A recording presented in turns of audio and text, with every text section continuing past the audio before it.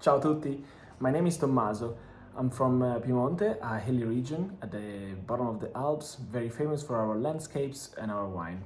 I speak, well, English, of course, Italian, which is my native tongue, and Spanish.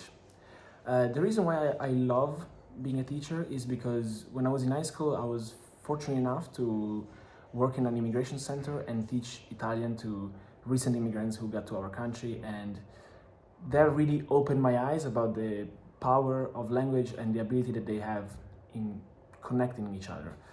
Um, Besides that, I'm also like a in-person and online tutor for people that want to like get certificates or they just in general want to like better their language skills.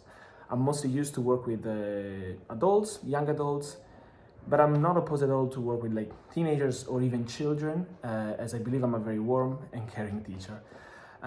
Yeah, I guess that's all, and I'll see you soon. Ciao.